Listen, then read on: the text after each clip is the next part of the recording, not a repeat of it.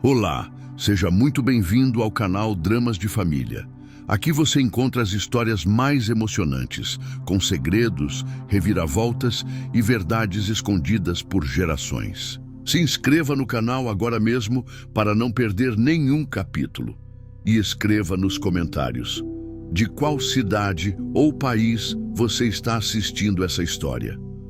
Hoje, você vai conhecer a trajetória de uma jovem mulher que foi arrancada dos braços da mãe ao nascer e voltou anos depois como a professora que mudaria para sempre o destino da própria mãe, sem que nenhuma das duas soubesse disso.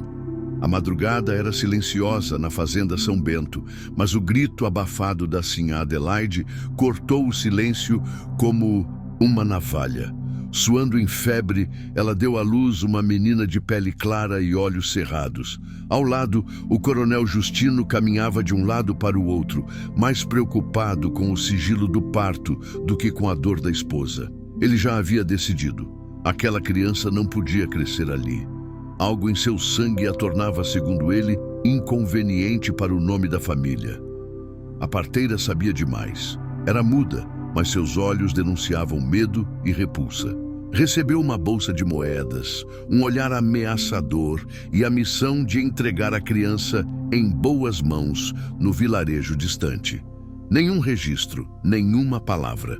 A menina, recém-nascida, saiu embrulhada em um pano de linho bordado com as iniciais AVJ, sem saber que carregava o estigma de uma família que escolheu o silêncio ao invés do amor. Adelaide, ainda fraca do parto, suplicava para ver a filha.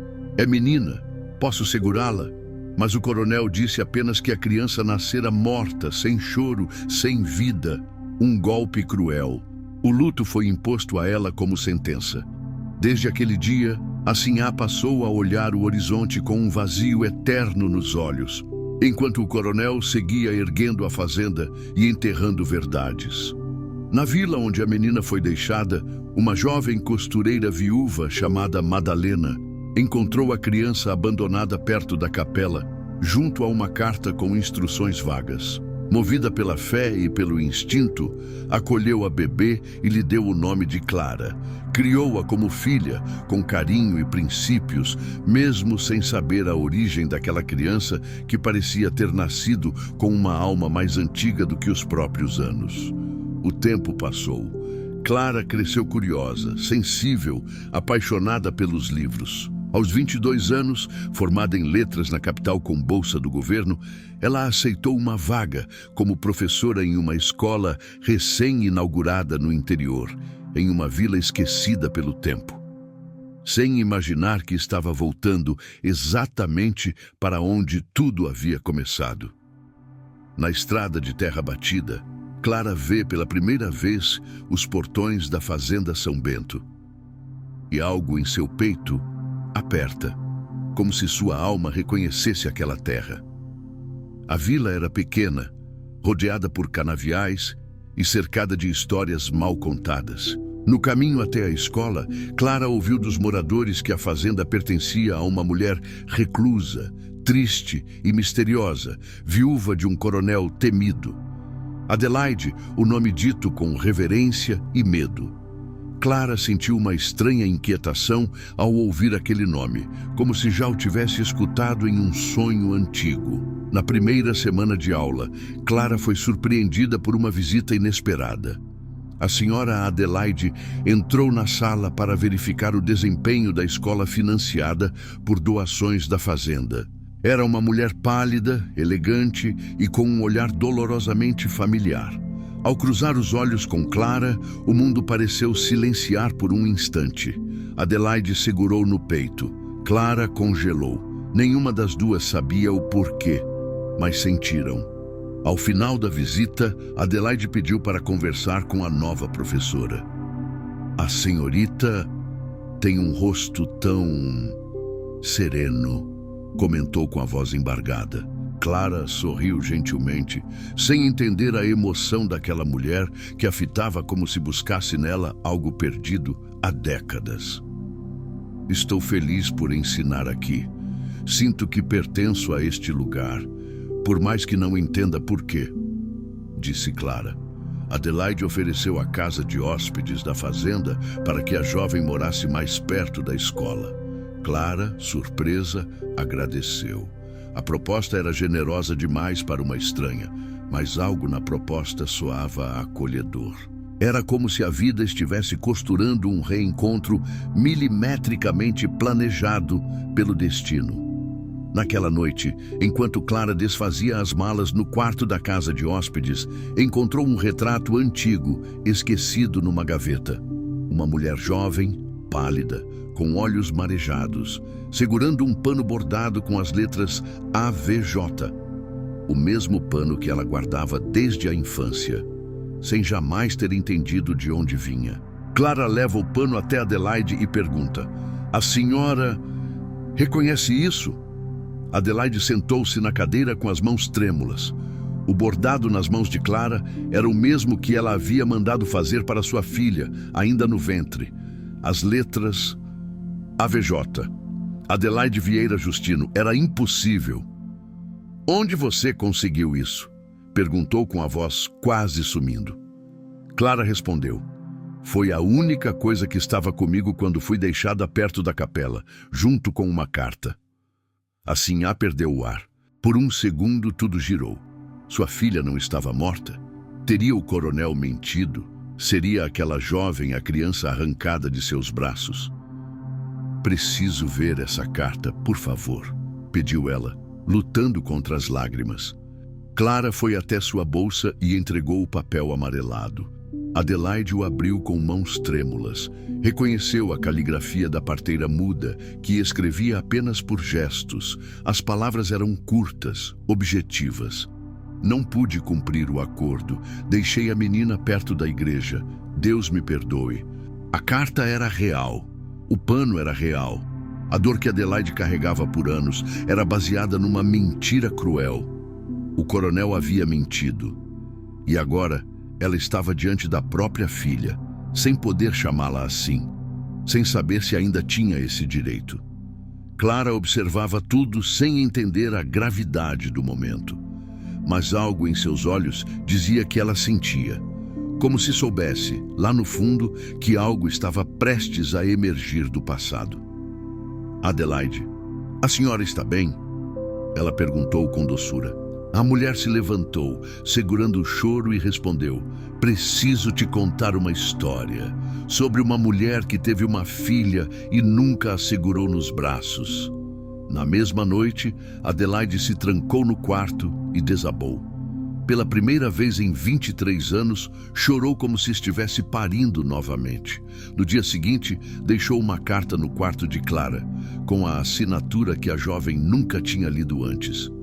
"Com amor eterno, mamãe." Clara lê a carta e corre até Adelaide. Mas ao chegar à porta do quarto, encontra a cama vazia e a janela aberta. Clara saiu correndo pela fazenda, gritando o nome de Adelaide. Os empregados diziam que ela saiu a cavalo logo ao amanhecer em direção ao antigo cemitério da vila. Desesperada, Clara pegou um cavalo e seguiu o mesmo caminho. Lá, encontrou Adelaide ajoelhada diante de uma sepultura sem nome. Ao seu lado, uma pá jogada no chão e a terra remexida. Ela havia desenterrado o passado, literalmente. Na cova havia um caixão pequeno e vazio. O túmulo, sem registro, era o local onde o coronel havia dito que enterrara a filha, nascida morta. Era tudo encenação, uma farsa para esconder a verdade. Adelaide olhou para Clara e, com os olhos cheios de dor e esperança, sussurrou: "Você é minha filha. Me perdoa por não ter te procurado antes. Eu acreditei que você estava morta." Clara caiu de joelhos, sem ar, sem palavras. O tempo parecia ter parado. Por anos, ela buscou respostas sobre sua origem. E agora, estava ali, diante da mulher que a gerou e que também foi vítima. As duas se abraçaram entre lágrimas, em um silêncio sagrado.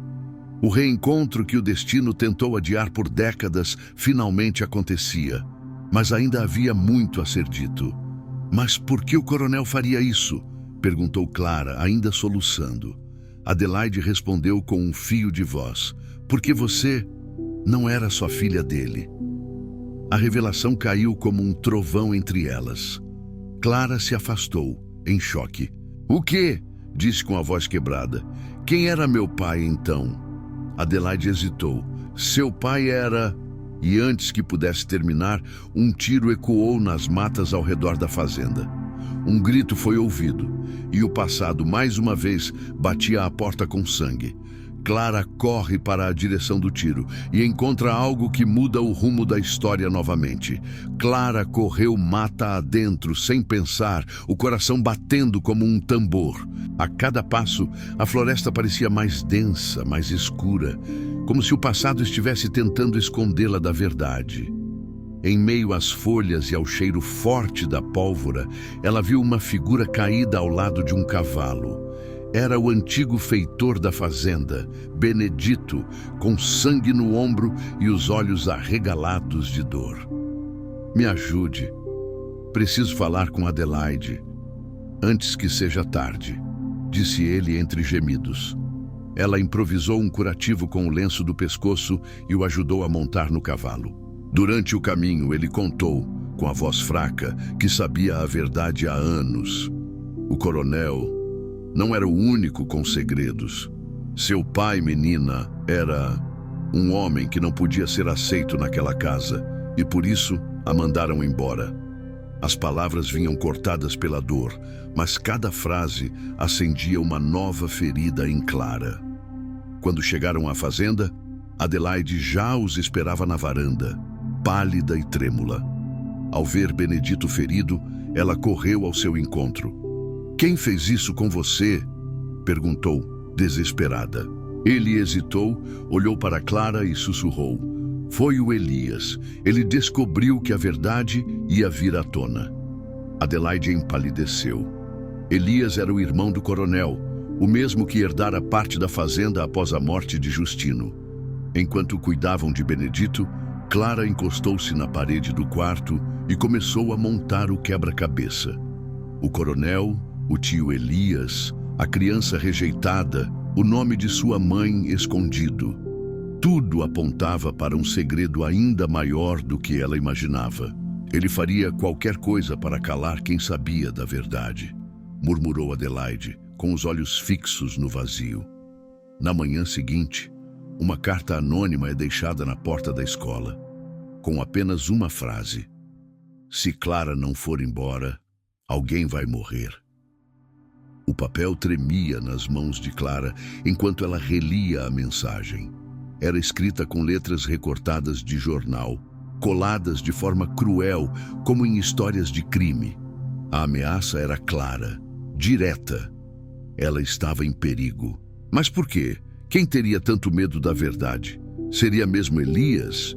Ou haveria mais pessoas envolvidas na mentira que a afastou da mãe? Adelaide, ao saber da carta, tentou convencer Clara a partir. Minha filha, por favor, já perdi você uma vez. Não suporto a ideia de perdê-la novamente. Se alguém a machucar, eu nunca me perdoarei. Mas Clara, agora com o coração dividido entre o medo e a sede de justiça, respondeu com firmeza. Eu não vim até aqui para fugir. Essa história precisa ser contada, até o fim. Enquanto isso, Elias observava tudo de longe. Seus olhos frios seguiam cada passo de Clara. Ele sabia que a verdade não poderia ser enterrada de novo, e que Adelaide estava mais próxima do que nunca de revelar o nome do verdadeiro pai da jovem. E isso, para Elias, era um risco mortal. Afinal, ele tinha muito mais a perder do que bens ou reputação. Ele tinha pecados no sangue. Naquela noite, Clara voltou à casa de hóspedes e encontrou um envelope debaixo do travesseiro. Dentro havia uma foto antiga, muito antiga, do coronel Justino ao lado de um homem desconhecido. No verso, uma inscrição apagada dizia: a amizade que virou maldição. O rosto do homem era exatamente igual ao do padre Anselmo, da vila. Mas como? O padre tinha mais de 70 anos e essa foto parecia datar da juventude. Clara sentiu o sangue gelar. Teria o padre alguma ligação com sua origem? Ele seria seu pai? Ou a peça ainda não se encaixava totalmente? Ela sabia que, no dia seguinte, teria que olhar nos olhos do homem que sempre a tratou com gentileza e perguntar sobre o passado que ele jamais quis recordar. Clara bate à porta da igreja e encontra o padre ajoelhado, segurando a mesma fotografia em mãos, com lágrimas caindo sobre o retrato. O padre Anselmo, ao ver Clara, tentou esconder a foto, mas já era tarde. Ela se aproximou devagar, sentindo o peso do momento como se estivesse prestes a atravessar um véu entre o céu e o inferno. Padre, quem é o homem ao lado do coronel nessa foto? Ele respirou fundo, fechou os olhos e por fim respondeu: Sou eu, minha filha, mas naquela época eu ainda não era padre. A revelação caiu como um raio. Clara ficou em silêncio, tentando reorganizar seus pensamentos. Anselmo, com a voz embargada, prosseguiu: Eu e Justino fomos criados juntos, amigos desde meninos. Mas eu me apaixonei por Adelaide, e ela por mim. Vivemos um amor escondido por um verão, até que ele descobriu. E então, tudo se perdeu. A voz tremia com o peso da memória. Quando Adelaide engravidou, eu soube que a criança podia ser minha. Mas Justino, movido pelo orgulho, não quis permitir que ela fosse criada como filha de um padre ou bastardo. Ele preferiu dizer que nasceu morta. Eu me tornei padre depois disso. Fugi de tudo, de todos, inclusive dela. As lágrimas corriam pelo rosto enrugado de Anselmo. Se você é minha filha, eu não sei ao certo, mas meu coração me diz que sim. Clara não conseguia respirar. Era como se estivesse revivendo o parto, o abandono, a mentira, tudo de uma só vez. Você me deixou? O padre caiu de joelhos. Eu fui covarde, sim, mas rezei todos os dias pela sua alma. E hoje peço apenas uma coisa: me perdoa. Ela se afastou, os olhos fixos no altar, tentando encontrar alguma resposta em Deus. De repente, a porta da igreja se abriu com violência. Era Elias, com os olhos cheios de ódio. Então era isso? Essa bastarda quer destruir o nome da nossa família com essa farsa? Clara tentou falar, mas ele sacou uma arma. Ou ela vai embora, ou essa história acaba aqui, agora. Elias aponta a arma para Clara, mas antes que atire, um disparo é ouvido vindo da entrada da igreja. O eco do disparo percorreu os vitrais da igreja como um grito vindo do além. Elias cambaleou e caiu de joelhos, a arma escorregando de suas mãos. Atrás dele, Adelaide tremia com a espingarda nas mãos, os olhos marejados e fixos na filha. Ninguém. Toca nela, disse com a voz rouca. Eu já perdi uma filha uma vez, não perderei outra. O padre correu até Elias, que ainda respirava, mas estava desacordado. Chamem um médico, gritou. Mas Clara estava imóvel, em choque. Nunca havia visto sua mãe daquele jeito, entre a fúria e o amor, entre a dor e a coragem. Adelaide se aproximou da filha e deixou a arma cair. Perdão, eu não sabia que era capaz disso, mas você é tudo que me resta. No hospital da vila, Elias foi estabilizado. Não morreu, mas ficou sob custódia. No dia seguinte, a polícia encontrou em sua casa documentos falsificados, cartas do coronel e até tentativas de venda da propriedade da fazenda. Ele não só sabia da filha de Adelaide, como tentou lucrar com sua ausência por anos. O caso foi aberto em segredo, para não expor ainda mais a família. Clara decidiu não denunciar o padre Anselmo. Você me causou dor, mas também me deu algo que nenhum outro pai teria dado: a verdade. Ele prometeu abandonar a batina e dedicar-se a ajudar jovens sem rumo, como forma de redenção. A vila inteira falava do que havia acontecido, mas ninguém ousava julgar. Era como se todos soubessem que aquela história era apenas mais uma entre tantas, de famílias partidas por orgulho e salvas pelo amor. Clara caminhou até a varanda da fazenda, onde Adelaide a esperava com 2 xícaras de chá e um bordado antigo em mãos. Você ainda tem muito o que ensinar a mim, filha. Clara sorriu. E a senhora a mim. Afinal, eu voltei para ser professora. E agora é a senhora que precisa aprender o que é ser mãe. Mas quando tudo parecia enfim em paz, Clara recebe uma visita inesperada. Um homem com os mesmos olhos que os seus, dizendo ser seu verdadeiro irmão. O homem diante da varanda parecia saído de um passado enterrado. Alto, de barba por fazer, roupas simples e postura firme. Mas o que mais chamou a atenção de Clara foram os olhos. Eram idênticos aos dela. Ele retirou o chapéu com respeito e se apresentou. Meu nome é Vicente. Fui criado por uma parteira numa vila distante. E recebi, há poucos dias, uma carta dizendo que eu sou filho do coronel Justino. Adelaide gelou. Aquilo não podia ser verdade. O coronel, mesmo sendo um homem de muitos pecados, jamais mencionou outro filho. Quem te mandou essa carta? Perguntou ela com o coração acelerado. Vicente tirou do bolso um envelope gasto pelo tempo. Ao abrir, Clara reconheceu a caligrafia. Era da mesma parteira muda que a deixou na igreja, a mulher que guardava os segredos da família Justino com o silêncio de uma lápide. Na carta, a parteira dizia ter recebido 2 bebês naquela mesma semana. Um de sangue puro, filha da Sinhá, e outro nascido de um caso que o coronel teve com uma empregada que foi expulsa da fazenda. A família não podia suportar a vergonha de 2 escândalos na mesma década, dizia o texto. Um bebê foi entregue à costureira, o outro a uma mulher sem filhos da região do norte. Clara olhou para Vicente com o peito apertado. Ele podia ser seu irmão, ou pior, filho do mesmo homem que destruiu sua infância e mentiu sobre sua morte. Mas havia algo em Vicente que não cheirava a ambição. Seus olhos não eram de quem queria herança, mas de quem buscava identidade.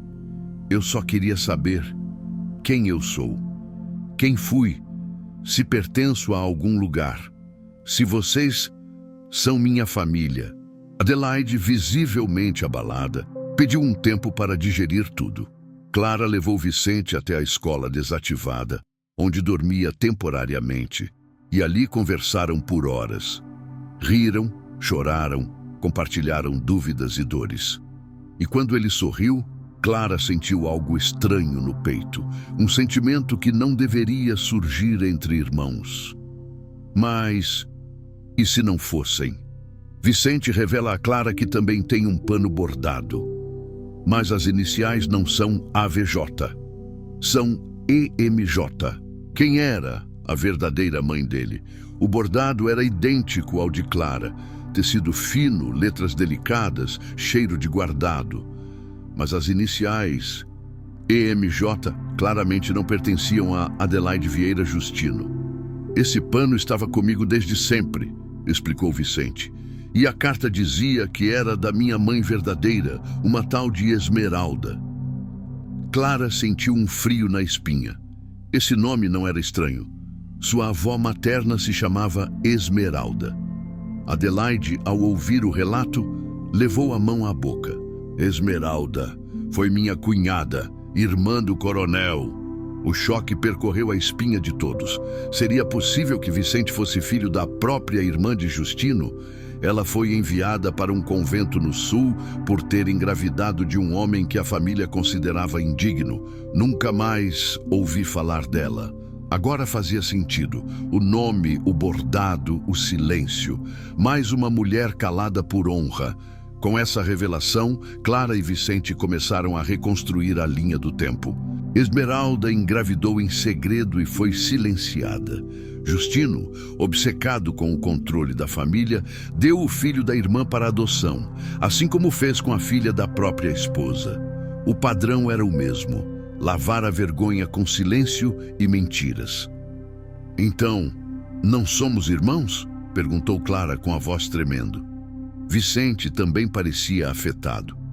A proximidade que sentia por ela nos últimos dias não era fraterna. Era algo mais profundo, mais proibido. Tudo indica que não, mas mesmo se fôssemos, o que sentimos não mudaria assim tão fácil. A confissão pairou no ar como uma confusão de sentimentos. Eram dois órfãos de amor, duas vítimas do mesmo patriarca, tentando se encontrar. Mas antes que pudessem processar isso, um oficial bateu à porta. Trazia consigo uma intimação. Adelaide estava sendo chamada para prestar depoimento em uma investigação sobre fraudes de herança. Alguém havia denunciado que ela acobertou a existência de filhos fora do testamento. No papel da denúncia, o nome do denunciante era Vicente Justino. Clara segurou o papel com as mãos trêmulas. Vicente Justino era o nome registrado como denunciante, com firma reconhecida e tudo. Ela se virou para o rapaz que parecia tão chocado quanto ela. Eu não fiz isso, jurou ele. Eu não assinei nada. Eu jamais acusaria a senhora Adelaide de algo assim. Mas o documento era legítimo. Alguém estava se passando por ele. Ou pior, ele fora manipulado sem saber. Adelaide, ao ser informada, não chorou. Apenas suspirou como quem já esperava por mais dores. Essa terra, minha filha, foi construída em cima de mentiras. Talvez agora seja a hora de tudo vir à tona. Ela foi à delegacia acompanhada por Clara e se mostrou disposta a cooperar. Mas no caminho, um pensamento a inquietava. Elias estava preso. Quem teria acesso a essas informações? Enquanto isso, Clara voltou à escola e vasculhou as coisas de Vicente, procurando pistas de falsificação. Encontrou um contrato escondido entre os livros dele, algo que ele jurou nunca ter visto. Isso aqui é uma procuração com meu nome, mas eu nunca assinei isso. Eles estavam sendo vítimas de uma armação, e havia apenas uma pessoa naquela vila com poder e raiva suficiente para isso. O advogado da família, Dr. Arlindo, homem que sempre fora leal a Elias. Na mesma noite, Vicente desapareceu. Seu quarto estava revirado e havia marcas de luta no chão. A escola estava com a porta arrombada e ninguém sabia para onde ele havia sido levado. Clara, desesperada, recorreu à única pessoa que ainda tinha poder naquele lugar. Padre Anselmo, que estava em reclusão, mas aceitou ajudar. O inferno está agindo, minha filha, mas ainda há fé onde há verdade. Enquanto procuravam por Vicente, um envelope misterioso chegou à fazenda endereçado a Clara. Dentro apenas uma foto. Vicente amarrado a uma árvore com um bilhete escrito à mão. Ou você vai embora, ou ele desaparece para sempre. Clara decide fazer um acordo com o diabo. Ela pega o pano bordado da infância e vai até o escritório do Dr. Arlindo bater à sua porta. O escritório do Dr. Arlindo era escuro, abafado, com cheiro de papel antigo e corrupção. Clara entrou com passos firmes, mas o coração acelerado. Ele a recebeu com um sorriso cínico. Veio negociar, minha querida. Ela tirou do bolso o pano bordado e o jogou sobre a mesa. Eu sei o que vocês fizeram, mas se deixar Vicente ir embora em paz, eu desapareço. Levo minha mãe e sumimos da vida de vocês. Nunca mais ouvireis nosso nome. Dr. Arlindo acariciou o tecido como se ele valesse mais do que ouro. Isso vale muito mais do que imagina. Mas, será que você cumpriria a palavra? Clara olhou nos olhos dele com firmeza. Eu já perdi tudo uma vez. Não tenho medo de recomeçar. Mas não vou permitir que mais ninguém seja ferido por causa da ambição de um morto. Depois de um silêncio tenso, o advogado assentiu. Muito bem. Em 3 dias, ele será libertado. Mas você tem que estar longe desta vila antes do nascer do quarto sol. Clara aceitou, com o coração em pedaços. Ao sair dali, chorou como nunca. Estava abrindo mão da terra onde reencontrou a mãe, dos alunos, do futuro com Vicente. Tudo em nome da segurança dele. Ela não contou a verdade a Adelaide. Disse apenas que tinham que partir, que era hora de deixar o passado descansar. A mãe, desconfiada, mas frágil demais para questionar, aceitou. Se é para protegê-la, filha, eu sigo para onde for. As malas foram feitas, a casa foi deixada em silêncio e Clara aguardou as próximas 48 horas com os olhos fixos no horizonte. Mas antes da partida, ao visitar a igreja para agradecer, Clara encontrou um envelope deixado no altar. Dentro, um novo retrato. Era a parteira muda, ainda viva, e junto à imagem, um endereço: Rua do Rosário, 84, Última Verdade. Clara cancela a viagem e vai sozinha atrás da única mulher que pode contar tudo. A parteira que decidiu o destino de duas crianças. A casa na Rua do Rosário era simples, com pintura desbotada e janelas fechadas como pálpebras cansadas. Clara bateu 3 vezes na porta. Nenhuma resposta. Mas algo a impulsionava a ficar. Quando ia se virar para ir embora, uma mulher idosa abriu uma fresta. Os olhos, embora envelhecidos, eram vivos e silenciosos. Era ela, a parteira muda, aquela que, com suas próprias mãos, decidira os rumos de 2 vidas. Clara tirou do bolso o pano bordado e mostrou. A mulher recuou um passo, como se tivesse visto um fantasma. Em seguida, gesticulou pedindo que Clara entrasse. A jovem atravessou a porta como quem cruza um portal para o passado. Dentro da casa, havia dezenas de panos bordados, cada um com iniciais diferentes. Clara entendeu. Ela tinha sido parte de muitos silêncios. A parteira a fez sentar e pegou uma caixinha de madeira. Dentro havia uma carta, antiga, amarelada, com lacre partido. Era escrita por Esmeralda, irmã do coronel e suposta mãe de Vicente. Clara leu em voz alta. A carta dizia: se esta criança chegar a você, cuide dela com amor. Eu fui silenciada. Amo este filho com todas as forças, mas não posso criá-lo. Meu irmão jura que ele nasceu morto. Mentira, ele está vivo. E o nome dele será Vicente. Clara sentiu o chão desaparecer. Aquilo confirmava tudo. Vicente era filho de Esmeralda e ela, filha de Adelaide. Eles não eram irmãos, mas também não eram livres. As correntes do passado ainda os prendiam. A parteira então pegou um segundo papel, escrito por suas mãos trêmulas. Um relato dos dias em que entregou os 2 bebês. Um para Madalena, a costureira. O outro para uma viúva sem filhos no norte. Por quê? Perguntou Clara, mesmo sabendo que a mulher não podia responder com voz. A parteira apenas apontou para o coração e depois para o céu. Amor e medo. Tudo sempre girava entre esses 2 extremos. Clara a abraçou, sentindo que, mesmo sem palavras, aquela mulher havia feito mais do que muitos que falavam demais. Ao sair da casa, Clara recebe uma ligação de Adelaide em desespero. Vicente havia sido levado à força novamente e deixara para trás um envelope com o nome de Clara escrito a sangue. O envelope pesava como chumbo nas mãos de Clara. Ela abriu com cuidado. Dentro, um bilhete escrito à mão com traços trêmulos. Eu descobri quem estava por trás de tudo. Não é o que você pensa. Me desculpa.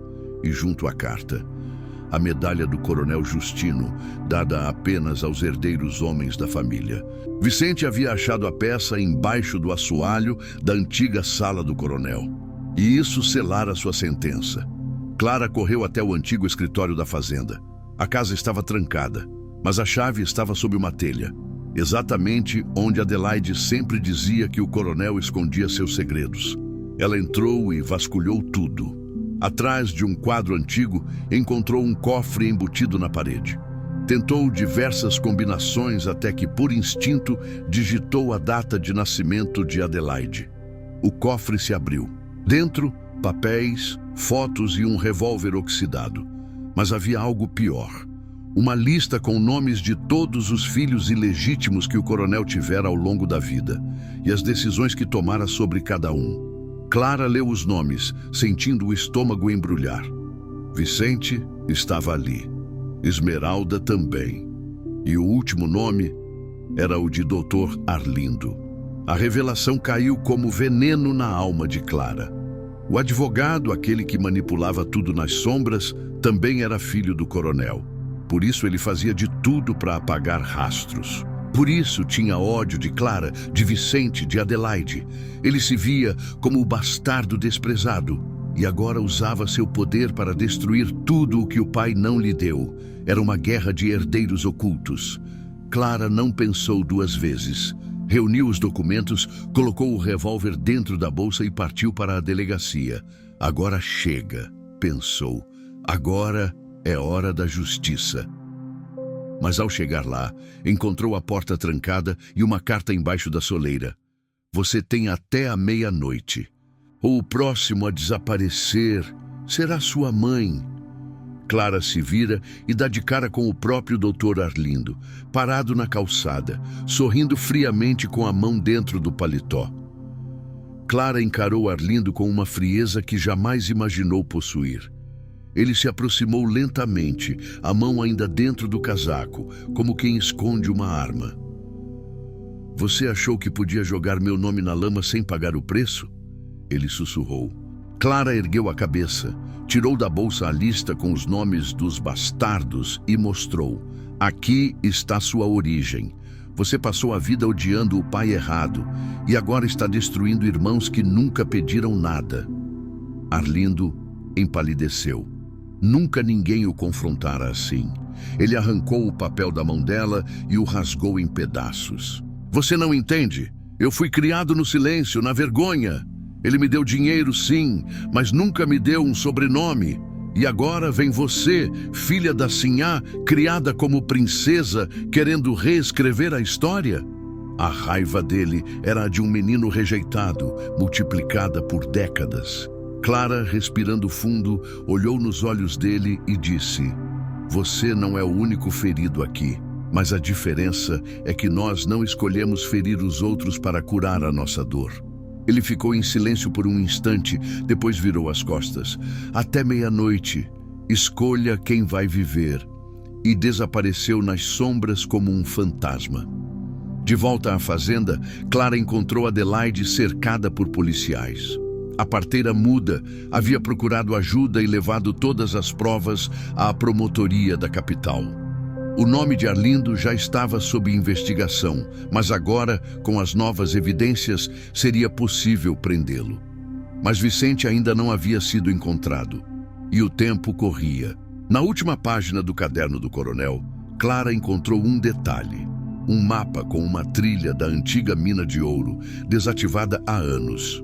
Ao lado, uma anotação. Onde enterrei os erros do meu sangue. Clara sabia. Era lá que Vicente estava sendo mantido. Era lá que tudo terminaria. Clara monta a cavalo sozinha, armada e decidida. Mas ao chegar à entrada da mina, a entrada desmorona atrás dela. Não há mais volta. A mina era úmida, escura, o ar pesado e úmido como uma maldição esquecida. Clara acendeu a lanterna e caminhou com cuidado, chamando por Vicente. Ao longe, um ruído fraco, uma tosse. Ela correu, escorregando nas pedras, até encontrar Vicente amarrado a uma viga, desidratado, mas vivo. Ao vê-la, ele chorou. Achei que nunca mais te veria. Ela correu para soltá-lo. As cordas estavam gastas e cheias de sangue seco. Eu sabia que você viria, mesmo sem prometer, sussurrou ele. Clara sorriu com lágrimas. Eu voltaria quantas vezes fosse preciso, porque agora eu sei quem sou e sei quem você é, e nada mais vai nos separar. Vicente, mesmo fraco, segurou sua mão. A gente vai sair daqui, juntos. Enquanto caminhavam de volta, Clara mostrou a ele a lista dos nomes, o papel com a caligrafia de Esmeralda e tudo que havia descoberto. Vicente ouvia em silêncio, absorvendo cada verdade. Então, ele era meu pai, e mesmo assim, preferiu me apagar da história. Clara respondeu, mas agora você vai escrever sua própria história. E eu também. Na saída da mina ouviram passos. Arlindo surgia com uma arma em punho, o rosto desfigurado de raiva. Vocês não entenderam ainda? Vocês são o erro dessa família, o erro que eu tentei apagar, mas antes que ele puxasse o gatilho, a parteira surgiu atrás dele com uma pedra nas mãos e o derrubou com um golpe certeiro. Vicente e Clara se ajoelharam ao lado dele. Arlindo, ferido, mas ainda consciente, murmurou: "Me desculpem, eu só queria ser lembrado." E com um suspiro amargo, apagou. A polícia chegou minutos depois. E naquele dia, a mina que enterrou tantos segredos também libertou duas almas que só queriam ser amadas. Na manhã seguinte, uma nova carta chega à fazenda, assinada por alguém que Clara nunca esperava. Madalena, a costureira que a criou, viva e com algo a revelar. Clara mal acreditava no que lia. A carta era curta, mas cada palavra pulsava como um tambor no peito. "Clara, minha menina, estou viva. Preciso te contar algo que escondi por anos. Venha até mim. Madalena." Ela sentiu as pernas fraquejarem. A costureira que a criara com tanto amor, que ela acreditava morta havia mais de 10 anos, ainda estava viva e queria falar com ela. Sem perder tempo, Clara partiu para a cidade onde Madalena dizia viver, acompanhada de Vicente. A viagem parecia uma travessia espiritual. Cada árvore pela estrada, cada ruído do vento, parecia sussurrar que o destino dela ainda não estava completamente revelado. Ao chegarem à pensão indicada na carta, uma senhora de cabelos brancos, de sorriso tímido e olhar conhecido, os esperava na porta. "Madalena?" sussurrou Clara, emocionada. A mulher assentiu, os olhos marejados. O abraço entre elas foi como um reencontro de almas. Longo, apertado, cheio de coisas que não cabiam nas palavras. "Você cresceu tão linda, tão forte. Me perdoe por ter sumido assim, minha filha." Clara segurou seu rosto com as duas mãos. "Você me salvou. Não há o que perdoar." Naquela noite, sentadas à mesa modesta, Madalena contou sua verdade. Ela desapareceu quando Clara tinha 13 anos, não por escolha, mas porque foi ameaçada por Elias. "Ele descobriu quem você era. Disse que se eu ficasse, mataria nós duas. Me deu dinheiro, um trem e uma condição: silêncio." Madalena preferiu fugir a ver Clara morrer. Clara escutava em choque. A vida toda, ela acreditara que Madalena havia morrido em um incêndio. Foi o que ele mandou espalhar, e todos acreditaram. Mas havia algo mais. Madalena tirou um envelope do bolso e disse: "Agora você precisa saber o resto, o segredo que guardei até hoje." Dentro do envelope, uma certidão de nascimento com um nome que Clara jamais tinha ouvido. E ao lado dele, o nome do verdadeiro pai. O papel tremia nas mãos de Clara. A certidão dizia: Clara Madalena Fernandes. O sobrenome não era nem de Adelaide, nem de Justino. E na parte do pai, lia-se: Gregório Fernandes, lavrador. Clara ficou atônita. Quem é esse homem? Madalena suspirou, os olhos se enchendo de lágrimas. O verdadeiro amor da sua mãe, antes do coronel. Um lavrador humilde que ela conheceu ainda menina. Madalena contou que Adelaide se apaixonou por Gregório aos 16 anos. Viviam encontros escondidos no meio da plantação de café. Quando Adelaide engravidou, tentou fugir com ele, mas foi encontrada por Justino e Elias. Gregório foi espancado e dado como morto. O corpo nunca foi achado. Mas eu o vi fugir, Clara. Ele não morreu. Eu o vi com meus próprios olhos embarcando para o norte, e ele levava algo com ele, algo que deixou comigo depois. Do baú ao lado da cama, Madalena tirou uma pequena caixinha de prata. Dentro, um anel com o símbolo da família Fernandes. Ele me entregou isso e pediu que desse a você, quando estivesse pronta. Ele disse que voltaria, mas nunca mais apareceu. Clara segurava o anel como se fosse a última peça de um quebra-cabeça ancestral. O nome de seu pai nunca fora o de um coronel.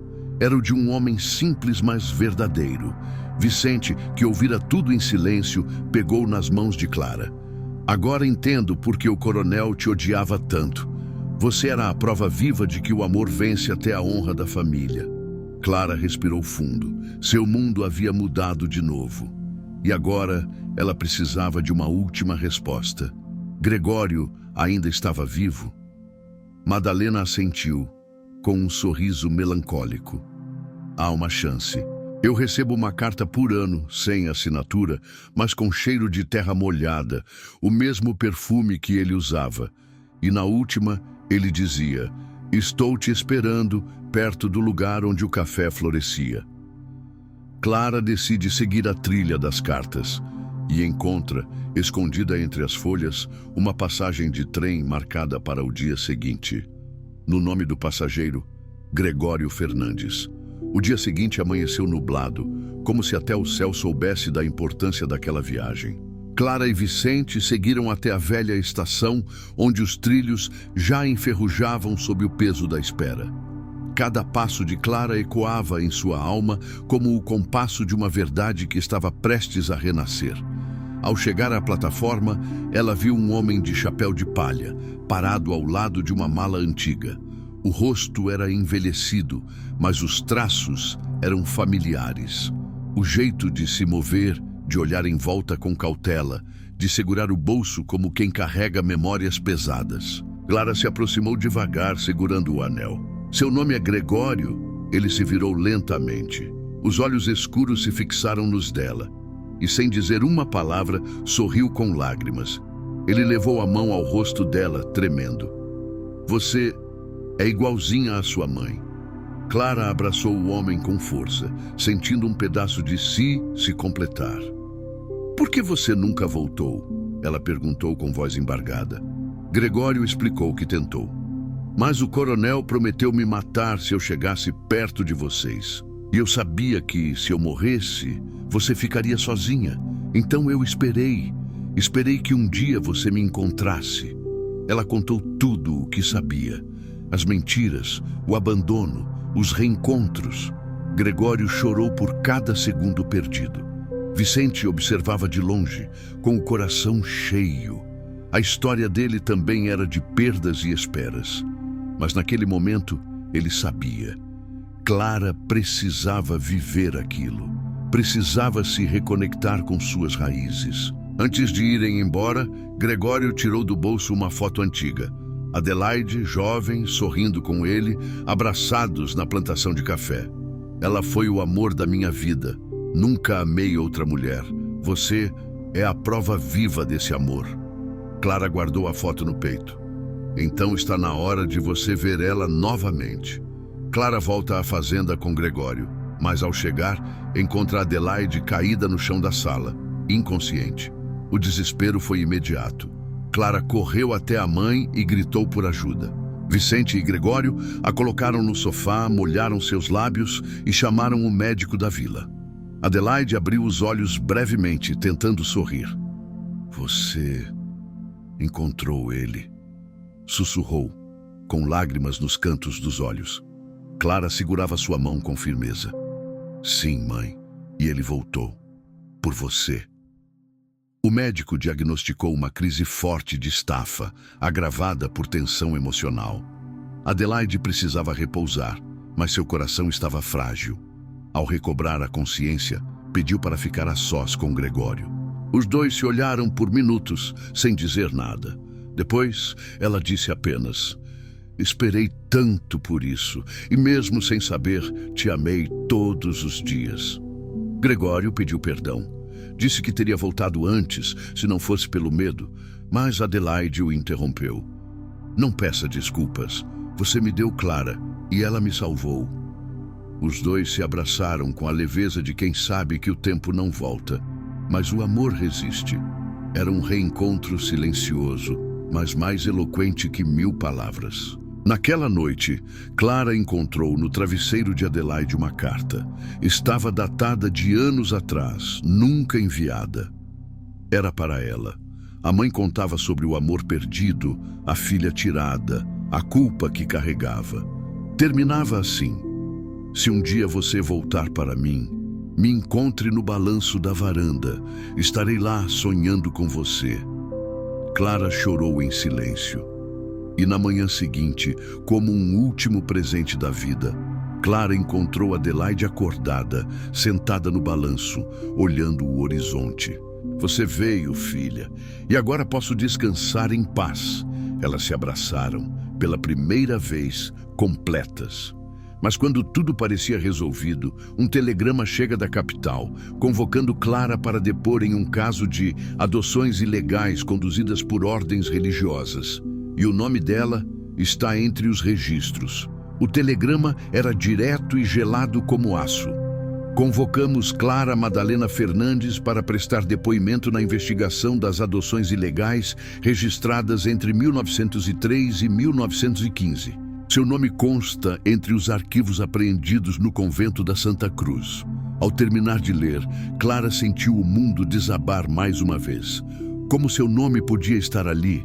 Ela havia sido abandonada, não adotada por vias legais. Adelaide, ao saber da notícia, fechou os olhos com dor. Era isso que eu temia, que a verdade fosse ainda mais profunda do que imaginávamos. Clara, determinada, decidiu ir à capital. Não vou fugir da verdade. Já vivi uma vida inteira cercada de mentiras. Vicente insistiu em acompanhá-la. Gregório, por sua vez, beijou a filha na testa e prometeu esperá-la no mesmo lugar, o balanço da varanda. Na delegacia da capital, Clara foi recebida por uma jovem promotora com olhos atentos e pastas cheias de documentos. O convento da Santa Cruz funcionou por anos como fachada para desaparecimentos e vendas de recém-nascidos. Em nome da moral e da honra de famílias influentes, dezenas de crianças foram tiradas das mães e encaminhadas em silêncio. Você foi uma delas. Clara engoliu em seco. Eu já sabia, mas ouvir isso assim dói. Entre os arquivos havia um recibo assinado. A letra, Clara reconheceu de imediato. Elias. Ele havia doado a criança, filha de AVJ, com carimbo e lacre da ordem religiosa. E junto ao papel, uma foto da parteira muda, mas jovem, ao lado de uma freira. Era a prova que faltava. Clara não fora apenas esquecida. Ela fora vendida, registrada e apagada oficialmente. A promotora a olhou com cuidado. Precisamos do seu testemunho e talvez da ajuda da senhora Adelaide. Ela pode confirmar se sabia ou foi enganada. Clara assentiu. Estava pronta para falar, para gritar, para libertar outras vozes escondidas na escuridão. Mas sabia também, mexer com ordens religiosas era tocar nos pilares do poder. Ao sair da promotoria, Clara recebe um bilhete dobrado. Não fale, ou alguém que você ama será enterrado com o passado. O bilhete era curto, mas sua ameaça ecoava como um trovão dentro de Clara. Ela olhava para Vicente com o rosto pálido, as mãos geladas. Eles estão dispostos a tudo. Até agora não sabemos a extensão dessa rede. Vicente tentou acalmá-la. Mas agora temos provas, Clara. E você não está sozinha. Você tem uma mãe, um pai, tem a mim. E tem a verdade. Durante o retorno à vila, o trem atrasou por causa de uma tempestade. Clara usou o tempo para escrever seu depoimento à mão, com detalhes, datas, nomes. Ao final da carta, ela escreveu: se algo acontecer comigo, entreguem isto à promotora da capital. Esta é a minha verdade. Vicente olhava em silêncio. Sabia que ela estava se protegendo e, ao mesmo tempo, deixando pistas para uma luta maior. Ao chegarem à fazenda, algo estava estranho. O portão estava aberto, os cachorros não latiam, e o balanço da varanda, vazio. Gregório não estava ali. Clara entrou correndo, chamou, procurou. Nada. Encontrou apenas uma folha presa na porta. Você falou, ele pagou. O chão desapareceu sob seus pés. A ameaça se cumpria. Vicente procurou pistas ao redor da casa. Achou pegadas, uma carroça marcada com rodas antigas. Alguém levara Gregório. Para onde? Por quê? Clara, Desesperada, olhava para a carta do coronel onde ele escrevera: onde enterrei os erros do meu sangue. A antiga mina, mas já haviam ido até lá. Então lembrou. Havia uma segunda entrada, nunca usada, onde os escravos se escondiam durante fugas. Ela e Vicente partiram no mesmo instante. A floresta, escura e molhada, parecia engolir o caminho. Mas Clara sentia que estava perto. Cada árvore sussurrava o nome do pai. Ela não deixaria mais ninguém ser silenciado por essa história maldita. No fundo da mata, Vicente encontra um lenço com as iniciais GF e gotas de sangue ao lado. O rastro os levou até uma antiga cisterna de pedras, coberta por cipós e musgos. Era ali. Clara sentiu. A dor no peito, a angústia nos ossos, tudo gritava que Gregório estava naquele lugar. Vicente se abaixou e escutou um gemido fraco vindo do fundo. "Pai!" gritou Clara. "Estamos aqui!" A resposta foi um sussurro rouco. "Estou bem, mas não por muito tempo." Sem cordas, sem equipamentos, Vicente amarrou um lençol ao redor do corpo e desceu pelas pedras úmidas, arriscando a própria vida. Clara se manteve firme no topo, segurando com todas as forças. A descida parecia interminável. Mas ao fim, Vicente encontrou Gregório com a perna presa entre duas pedras e o rosto machucado. Foi o advogado, aquele maldito. Clara puxou os dois para cima com a ajuda de um dos antigos empregados, Jonas, que ainda era fiel à família. Gregório foi levado para a casa, onde Adelaide, agora mais forte, cuidou dele como se o tempo não tivesse passado. "Você voltou para mim", ele sorriu. "Nunca fui embora de verdade." Clara entregou à mãe todos os documentos da adoção forçada, da venda, dos nomes dos envolvidos. Adelaide, com a força de uma mulher que sobreviveu a tudo, decidiu. Ela mesma faria o depoimento final à promotoria. "Eu fui cúmplice de um sistema que calava mulheres, apagava filhos e chamava isso de honra. Está na hora de acabar com isso." Mas o dia seguinte trouxe mais uma reviravolta. Vicente saiu para caminhar no bosque e não voltou.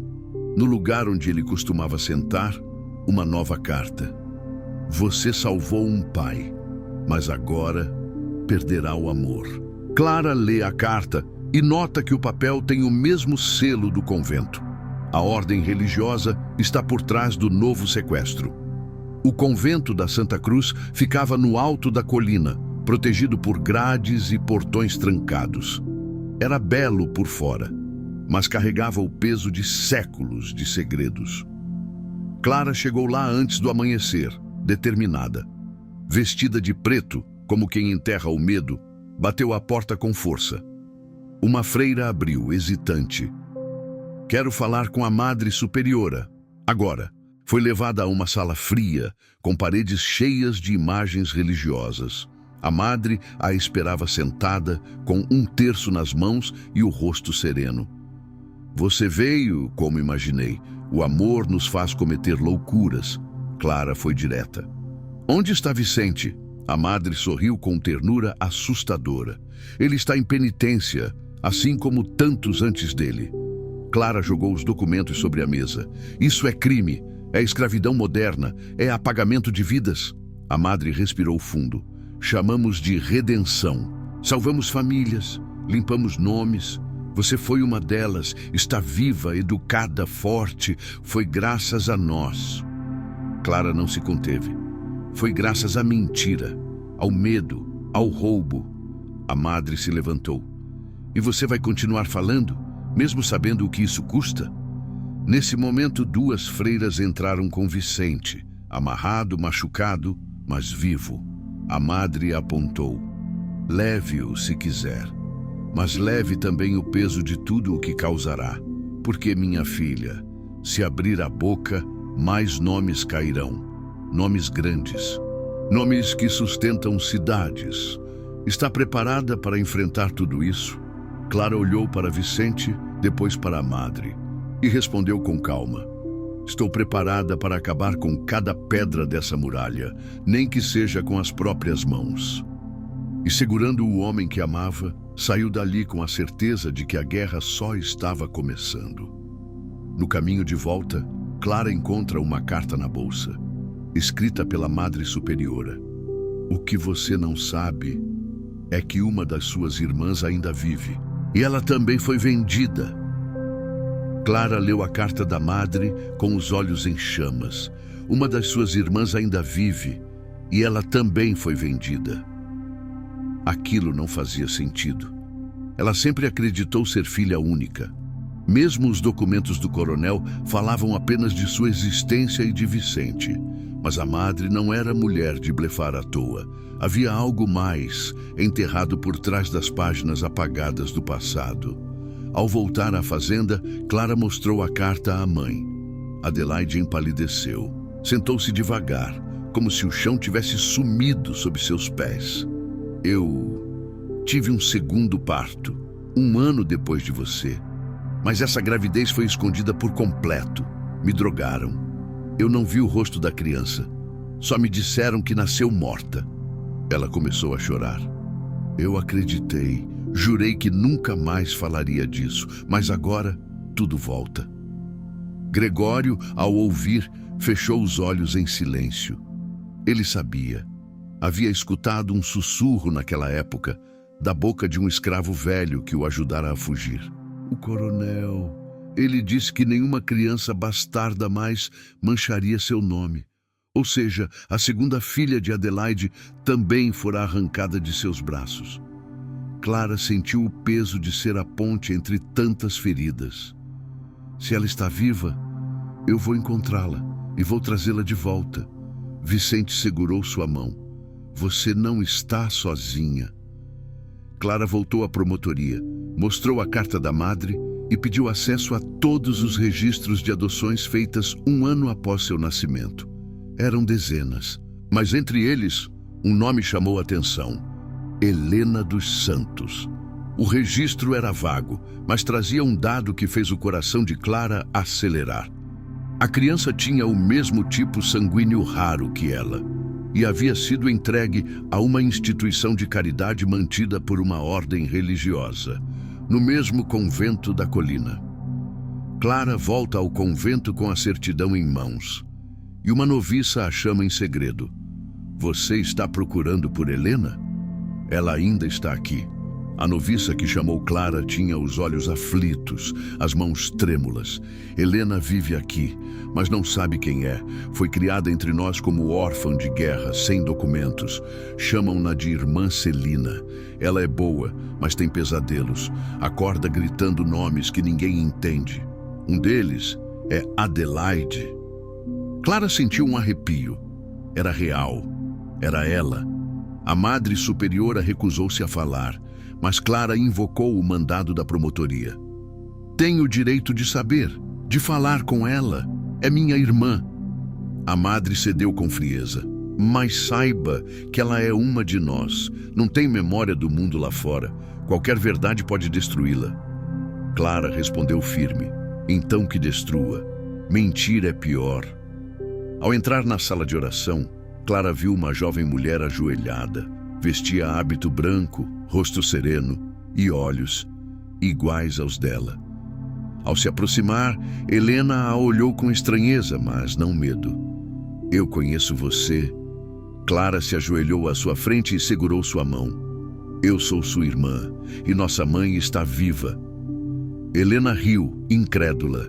Não tenho mãe, não tenho passado. Clara tirou do bolso a certidão, o pano bordado da infância e a foto de Adelaide. Você tem, e tem direito de saber. Helena tremia. Suas mãos tocaram o pano como quem reencontra a pele da infância. Começou a chorar, em silêncio. Pela primeira vez, algo dentro dela quebrava. Mas antes que pudessem continuar, a Madre entrou furiosa. Chega, isso é profanação. Ela é de Deus, não do mundo. Clara se levantou. Ela é de si mesma, e se quiser ir embora, vai sair comigo hoje. Helena olhou em volta. Estava em choque, mas pela primeira vez disse uma frase que não aprendia nas orações. Me leve com você. Na saída do convento, um homem observava as duas irmãs de longe e ligava para alguém. As duas estão juntas, mas a terceira também já despertou. Clara e Helena viajaram de volta para a fazenda em silêncio, abraçadas. A cada quilômetro, Helena olhava para a paisagem como quem via o mundo pela primeira vez. Tantas cores, tanto ar. Ao chegarem, Adelaide correu ao encontro da filha que acreditava estar morta. O abraço foi tímido, depois intenso e, por fim, eterno. Nenhuma palavra dava conta da dor e da alegria. Gregório chorou. Vicente ficou sem fala. Helena, agora livre do hábito, ria e chorava ao mesmo tempo. Começava a lembrar. Fragmentos surgiam. Uma boneca de pano, o cheiro de flores, uma canção de ninar. Ela cantava essa música. Minha mãe cantava para mim. E Adelaide completou a canção. Ali, o tempo curou parte do que foi roubado. Mas a carta encontrada por Clara no convento ainda pulsava. Havia uma terceira filha, mencionada de forma sutil, uma frase escrita em código. A flor deixada no mercado ainda floresce na sombra. Vicente, que vasculhava os arquivos da investigação, encontrou o registro de uma menina abandonada em um cesto no mercado central. Nome dado pelas freiras: Rosa. A promotoria confirmou. O sangue batia. O tipo era idêntico ao de Clara e Helena. A criança fora entregue a uma senhora infértil chamada Dalva, já falecida, que a criara na periferia da capital. Hoje, Rosa era mulher feita. E seu nome completo? Rosa Gregoriana Vieira. O nome no meio era uma pista deixada por alguém que sabia da verdade. Clara sentiu que sua missão se expandia. Não bastava salvar a si mesma. Agora, precisava juntar os pedaços de uma família despedaçada por orgulho, medo e silêncio. 3 irmãs, 3 mães, uma só história. No instante em que Clara decide procurar Rosa, a própria Rosa aparece na porta da fazenda dizendo: "Acho que sou uma de vocês." O encontro foi mágico, tenso, quase irreal. Rosa olhava para Clara e Helena como quem observa o reflexo de si mesma em espelhos alternados. Eu recebi uma carta anônima, com uma foto de 3 meninas. Uma delas era eu, bebê, e atrás da foto, um nome: Adelaide. A mulher parecia dura, desconfiada, mas algo em sua voz revelava fragilidade. Adelaide se aproximou lentamente. Rosa segurou a foto com força. Não tenho lembrança de vocês, mas sonhei com esse rosto por anos. Esse cabelo, essa boca, esse cheiro de casa. Clara estendeu a mão. Helena sorriu com doçura. Você não precisa acreditar agora, só fique. A gente já perdeu tempo demais. Rosa hesitou, mas ficou. Nos dias que se seguiram, as 3 irmãs começaram a se reconhecer. Entre sorrisos e desentendimentos, entre longos silêncios e perguntas quebradas, elas reaprenderam a palavra família. Gregório fazia refeições para todos. Vicente organizava os papéis para regularizar as identidades. E Adelaide voltava a sorrir. Pela primeira vez, sua varanda tinha o som de vozes femininas, sem dor. Mas a paz foi breve. A promotora voltou à vila com uma notícia alarmante. A Madre Superiora desaparecera. Deixara para trás apenas um baú com arquivos secretos de adoções, e entre eles, uma nova revelação sobre Elias e sua ligação com a rede internacional de tráfico de crianças. A última batalha estava se armando. Não era apenas sobre filhas perdidas. Era sobre um sistema inteiro, construído para apagar vidas em nome da moral. E agora, 3 irmãs sobreviventes estavam prontas para lutar. No fundo do baú, uma certidão cai ao chão. E nela, o nome de uma 4ª criança, desaparecida no mesmo ano que Clara, Aurora Justino. A certidão de nascimento caiu aos pés de Clara como um novo raio num céu já rasgado por tempestades. Aurora Justino, nascida no mesmo ano que Clara, filha de AVJ, o campo do pai estava riscado com tinta preta. Por que ela não foi mencionada antes? Perguntou Helena chocada. Rosa ficou em silêncio, observando a assinatura da parteira no fim do documento. Era a mesma que constava nas suas próprias certidões. Adelaide ficou pálida. Aurora era a primeira. Nasceu antes de todas vocês, mas a levaram de mim no mesmo dia. Eu estava dopada. O coronel disse que nasceu com malformação e foi entregue a um orfanato. Nunca mais me deram notícias. Gregório segurou a mão da esposa. Ele apagou sua maternidade 4 vezes. A dor nos olhos de Adelaide parecia de séculos. Clara investigou os papéis restantes no baú deixado pela Madre Superiora. Entre eles, uma carta não enviada, escrita por uma freira. Aurora foi levada a um convento na fronteira para evitar escândalos. A criança tinha uma marca de nascença no ombro e olhos escuros como carvão. Clara tremeu. A mesma descrição que Helena dera da noviça misteriosa que ajudava nas penitências e que desaparecera do convento no mesmo dia que elas fugiram. Rosa pegou o papel e apontou para o selo no canto da carta. Este é o mesmo selo que apareceu em um colar que uma mulher me deu quando eu era criança, dizendo que minha história era mais antiga do que eu imaginava. As peças começavam a se encaixar, mas o quebra-cabeça parecia se multiplicar a cada camada de verdade descoberta. Clara tomou uma decisão. Iria até a fronteira, ao convento abandonado onde Aurora teria sido criada. Helena e Rosa quiseram ir junto. Se ela for nossa irmã, ela merece saber. E se não for, ainda assim, ninguém deve viver no escuro. As 3 montaram cavalos e partiram ao amanhecer, deixando a fazenda com a promessa de voltar com a última irmã Justino.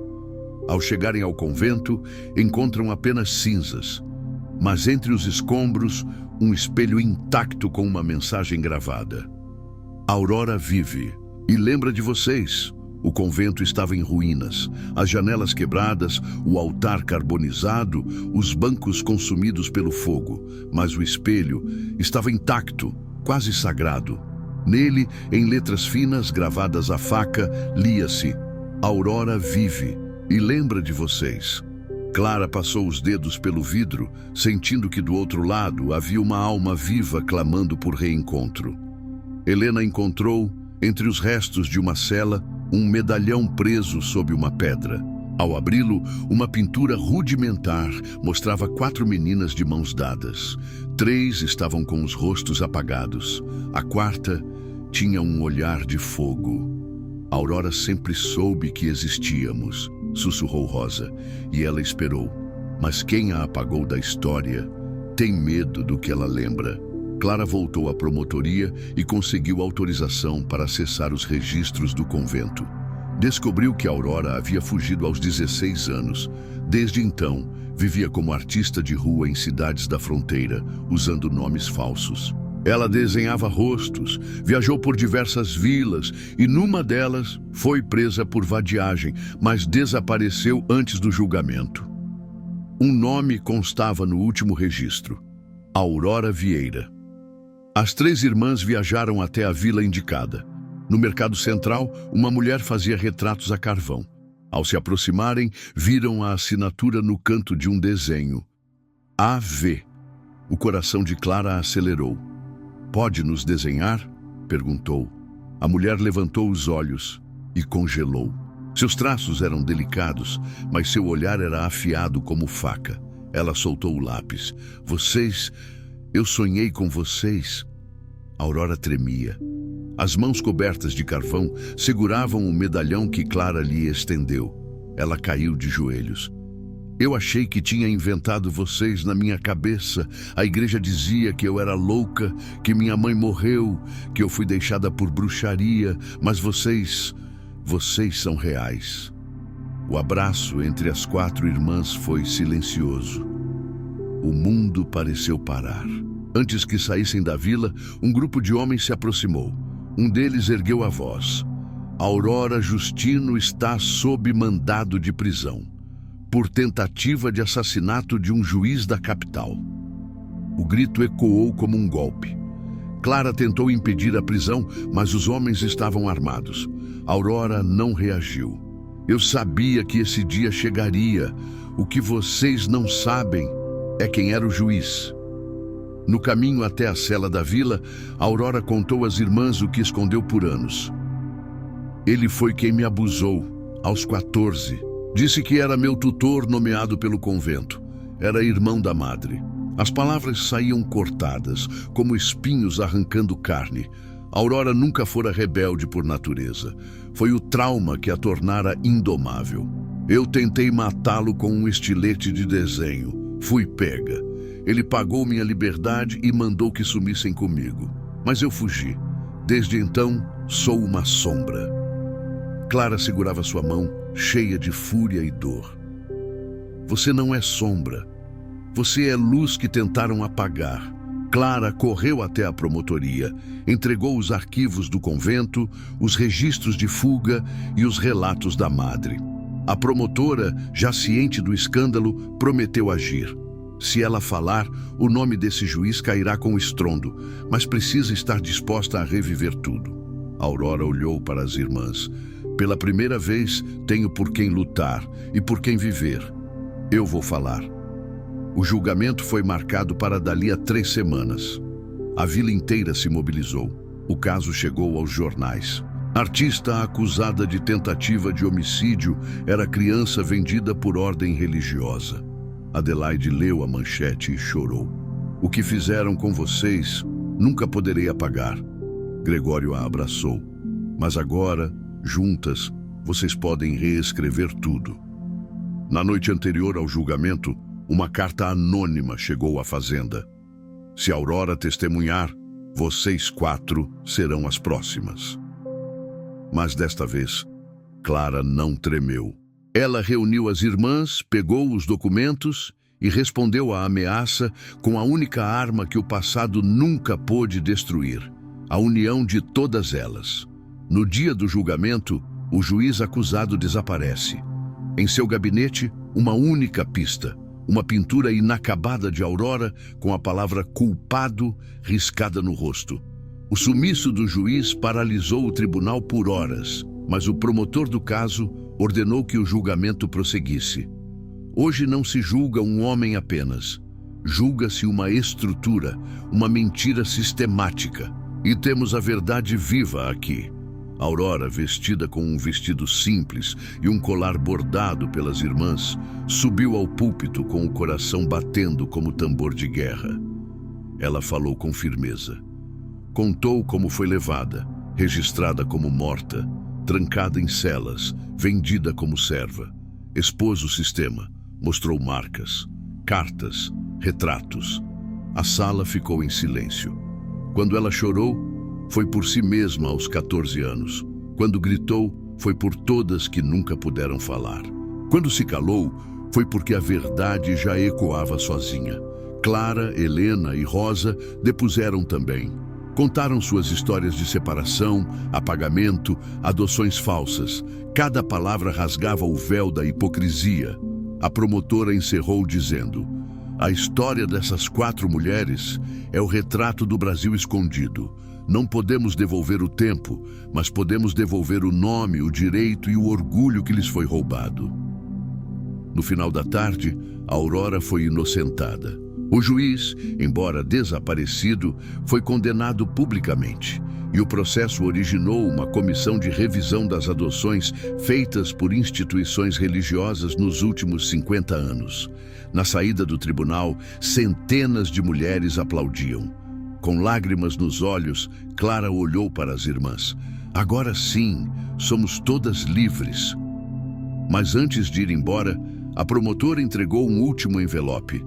Nele, um nome escrito à mão: Ágata Justino, 5ª filha, desaparecida em 1916. Adelaide caiu de joelhos. Não pode ser, eu tive outra? Clara abre o envelope e encontra a última pista, uma fotografia antiga com 5 meninas lado a lado. E uma delas usa um colar que Clara nunca viu antes, mas que a faz chorar sem entender porquê. Clara segurava a fotografia como se suas mãos queimassem. 5 meninas, lado a lado, olhando em direções diferentes. Aurora, Rosa, Helena, ela própria. E uma quinta garota de cabelos lisos e escuros, com o olhar perdido no infinito. No pescoço dela, um colar com um pequeno pingente em forma de rosa branca. Eu nunca vi esse colar, mas algo nele me faz doer o peito, sussurrou Clara. Adelaide mal conseguia respirar. A última gravidez, eu pensei que era menopausa. Já estava fraca, abatida. Justino nunca me contou. Eu nem soube que pari. Gregório se ajoelhou ao seu lado. Eles apagaram a sua história à força, mas ela sobreviveu. A promotora confirmou. Uma menina chamada Ágata, com marca de nascença no pescoço, foi registrada como indigente em um abrigo da capital, sem documentos, sem nome de origem. Aurora tomou a frente. Ela tem que ser encontrada, nem que seja a última coisa que a gente faça, porque se formos 5, vamos terminar 5. Clara pediu ajuda aos jornais da capital. Publicaram uma matéria com a foto ampliada, buscando informações sobre qualquer mulher que usasse um colar de rosa branca e tivesse nascido em 1916.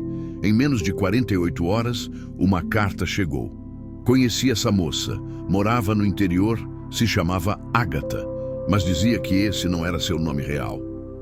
A vila indicada ficava entre as montanhas, esquecida pelo tempo. Lá, a quinta filha vivia como curandeira. Chamavam-na de a moça dos olhos sem nome. Uma mulher reclusa, doce, que fazia remédios com ervas e sorrisos com silêncio. Ao chegarem, as 4 irmãs viram-na de longe, colhendo flores. E no pescoço, o colar com a rosa branca balançava ao vento como um chamado.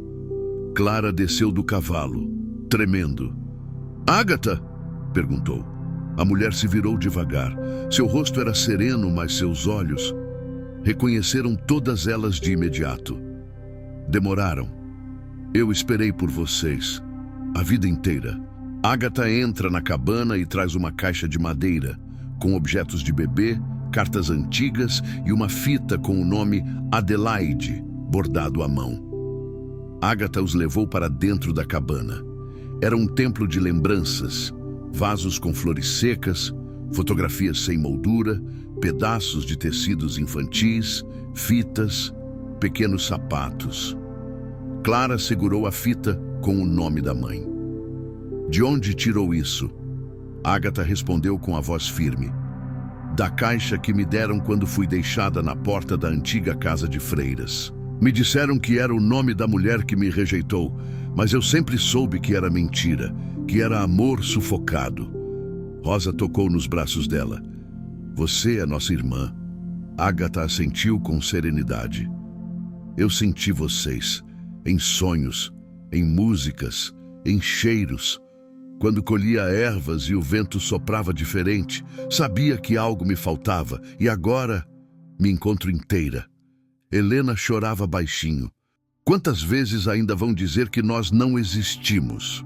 Aurora se ajoelhou no chão e com a cabeça abaixada disse: "Agora somos 5 e ninguém apaga isso." Adelaide chegou à cabana horas depois. Trazia nas mãos a única manta que restara dos enxovais bordados com o nome Ágata. Ao ver a filha, seus joelhos cederam. "Me perdoa. Eu não fui forte o suficiente para lutar por você." Ágata a ergueu. "A senhora me deu a vida e agora me devolve um nome. Isso basta." O abraço entre elas selou uma cura ancestral. As 5 irmãs decidiram tirar uma foto juntas. A primeira imagem verdadeira, com os rostos descobertos, olhos cheios de marcas, mas cheios de pertencimento. Era o retrato de uma história que ninguém mais poderia roubar. Clara, ao ver a imagem revelada, disse: "Essa é a foto que vai nos libertar." e vai libertar outras. Era hora de publicar tudo, mostrar o que havia acontecido, transformar dor em justiça. Mas na manhã seguinte, ao voltarem à fazenda, encontraram a casa toda revirada, documentos roubados, fotos destruídas e na parede, escrito com tinta vermelha: famílias assim não deveriam existir. Dentro do armário, um envelope intacto resistiu à destruição.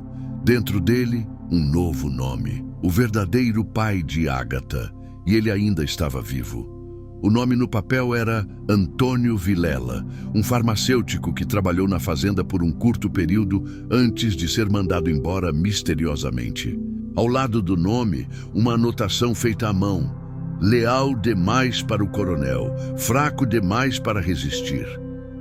Clara procurou nos arquivos da vila e confirmou. Antônio vivia recluso, sozinho, em uma pequena cidade litorânea onde mantinha uma botica esquecida pelo tempo.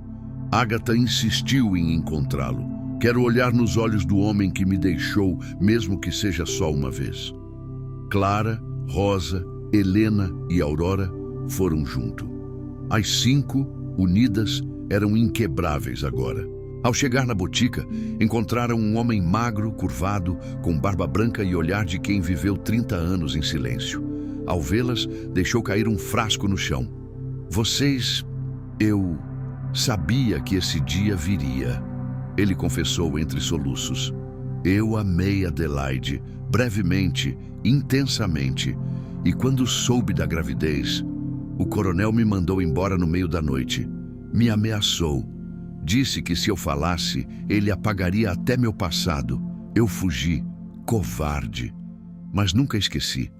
Ágata colocou a mão sobre a dele. Agora o senhor tem a chance de ser parte do nosso futuro. O passado já não manda mais. As 5 irmãs voltaram à fazenda com o velho pai. Gregório o recebeu com respeito. Não somos culpados por termos amado. Somos culpados se deixarmos o ódio nos definir. Os vizinhos, antes céticos, passaram a enxergar naquela casa um milagre. 5 mulheres separadas pelo mundo, reunidas pelo amor. O caso ganhou repercussão nacional. Programas, jornais, instituições pediam entrevistas. Mas Clara recusou quase todos. Nossa história não é espetáculo, é alerta. Preferiram escrever um livro. Cada uma escreveu um capítulo.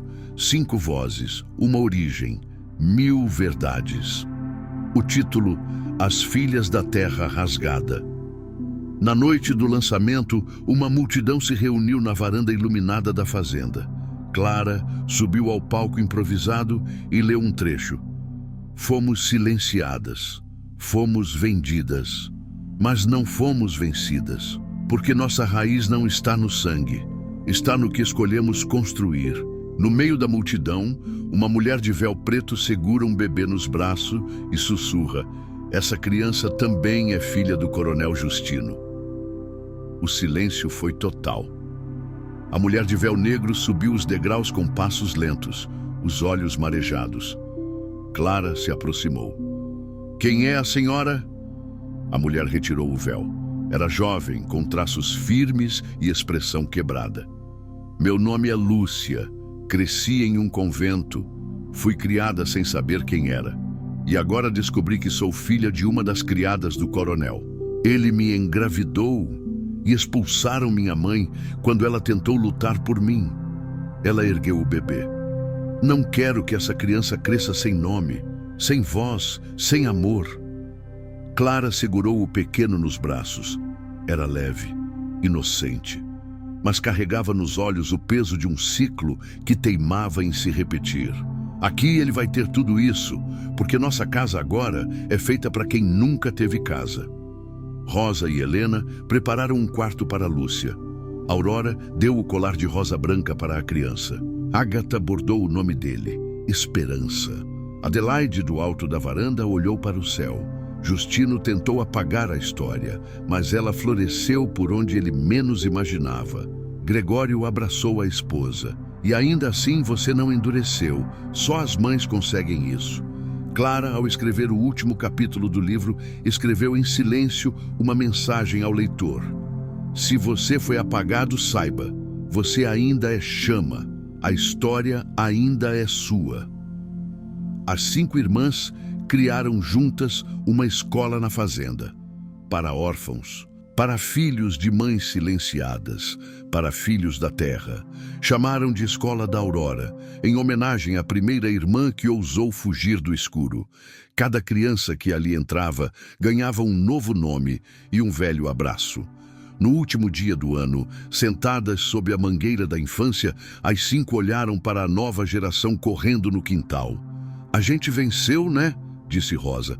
A gente plantou e agora floresce.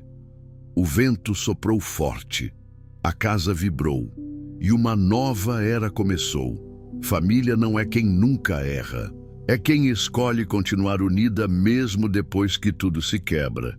Que essa história te inspire a resgatar o que foi perdido em você, nos outros, no tempo. Diga aí nos comentários, qual parte da história mais tocou o seu coração?